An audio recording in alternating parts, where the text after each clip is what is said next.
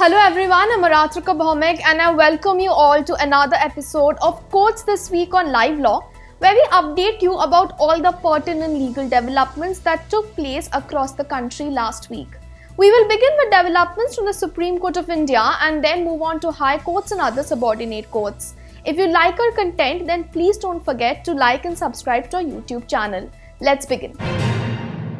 The Supreme Court of India has issued notice to the central government in a plea challenging Section 64 of the Code of Criminal Procedure on the ground that this particular section discriminates against women by treating female members of a family incapable of accepting summons on behalf of the person summoned. This particular matter was heard by a bench comprising Chief Justice of India D.Y. Chandrachud and Justice Hema Kohli. The bench issued notice to the central government, returnable within a period of 4 weeks. The Supreme Court of India has asked the Indian Army why it is not holding special selection board for the promotion of women officers in pursuance of the judgments upholding their entitlement for a permanent commission while holding such selection boards for male officers. Without appreciating this alleged discrimination against women officers, a bench led by the Chief Justice of India D.Y. Chandrachud asked during the hearing to Army's Counsel Senior Advocate R. Balasubramaniam, and I quote here, "Why are you holding the boards for male officers and not holding them for women?" In response, the council requested 2 weeks' time, saying that special clearance is required from the Ministry of Finance as 150 additional vacancies are required to be filled up. The Supreme Court of India has dismissed a plea challenging the decision of the Ministry of Home Affairs cancelling and refusing to renew the registration under the Foreign Contribution Regulation Act of 2010 of almost 6,000 non-governmental organizations to November 21st. A bench of Justices K.M. Joseph and Rishikesh Roy in the order noted that the matter was substantially covered by the judgment Noel Harper v. Union of India, which had upheld the FCRA Amendment Act of 2020. Congress leader Dr. Jai Thakur has filed a review petition before the Supreme Court of India against the recent judgment in the case of Jahid Abhiyan v. Union of India, which had upheld the validity of the 103rd Constitutional Amendment dealing with 10% reservation for economically weaker sections, popularly known as the EWS reservation. On November 7th, 4 separate judgments were authored with different reasoning by judges of the Constitution Bench. The plea asserts that even though the forward caste population is only 6%, post the amendment 10% reservation for the EWS categories will be provided to the poor of the forward caste. The Supreme Court of India has directed all state electricity regulatory commissions to frame regulations under the Electricity Act of 2003 on the terms and conditions for determination of tariff within a period of 3 months.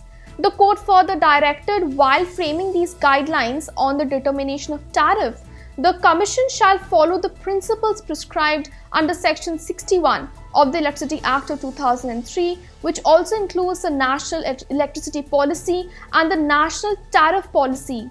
Where the state commissions have already framed such regulations, they shall be amended to include provisions for criteria for choosing the modalities to determine the tariff in case they are not included.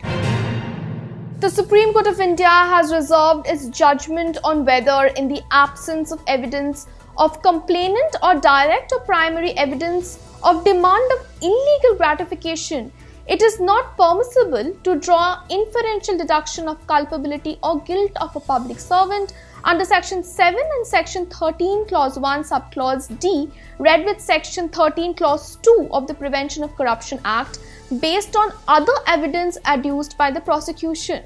The matter was heard by a bench comprising Justices Abdul Nazir, B.R. Gavai, A.S. Bopanna, V. Ramasubramaniam and B.V. Nagaratna.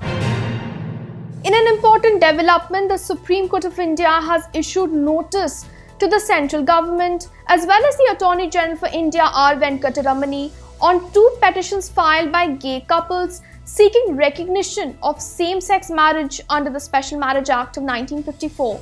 A division bench comprising Chief Justice of India D.Y. Chandrachud and Justice Hema Kohli heard the matter today and sought response from the central government within a period of 4 weeks. The Supreme Court has dismissed the special leave petition filed by the National Investigation Agency, that is the NIA, challenging the Bombay High Court's order granting bail to Professor Anand Teltumbde in the Bhima Koregaon case. A bench comprising Chief Justice of India D.Y. Chandrachud and Justice Hema Kohli, however, added that the High Court's observations will not be treated as conclusive final findings during the trial. While granting bail to Teltumbde, the High Court Division Bench of Justices A.S. Gadkari and Milind Jadhav had made a prima facie observation that there was no evidence for the offence of terrorist activity against Teltumbde. In a significant development, a constitution bench of the Supreme Court has inquired as to what was the criteria behind the shortlisting of 4 names by the law minister that were recommended to the Prime Minister for his approval for the appointment of a new election commissioner. The Supreme Court's Constitution Bench was hearing a batch of petitions seeking an independent mechanism to appoint election commissioners. Pursuant to the submissions made and the files submitted by the Attorney General for India, the Constitution Bench was intrigued as to why the appointment was made within a day. It also asked Attorney General for India R. Venkataramani why a person whose tenure would not even last the mandatory 6 years period was appointed. The bench also reserved judgment in the case and asked the parties to file brief notes not exceeding 6 pages within a period of 5 days. Once the court believes the statement of a survivor of sexual assault, it is sufficient to establish an offence punishable under Section 376 of the Indian Penal Code, and the failure of the police to send seized articles to the Forensic Science Laboratory would not affect the outcome in such a case. The Supreme Court has recently held in a judgment while confirming the conviction of a rape accused. A Supreme Court bench of Justices Sanjay Kishan Kaul and Abhay Oka was hearing a criminal appeal arising out of a judgment of the Chhattisgarh High Court. The Delhi High Court has dismissed a public interest litigation petition seeking transfer of probe in the Shraddha Walker murder case from the Delhi Police to the Central Bureau of Investigation, that is the CBI. The court also said that it will impose a cost on the petitioner. A division bench of Chief Justice Satish Chandra Sharma and Justice Subramaniam Prasad said that the case filed by a lawyer is nothing more than a publicity interest litigation. The Delhi High Court has said that a victim's statement under Section 164 of the CRPC disclosing the offence of rape shall be sufficient to frame charges against the accused under Section 376 of the Indian Penal Code. Justice Swarana Kanta Sharma said that an accused should not merely be discharged in a rape case because the prosecutrix has not stated about the same in the FIR. Thank you.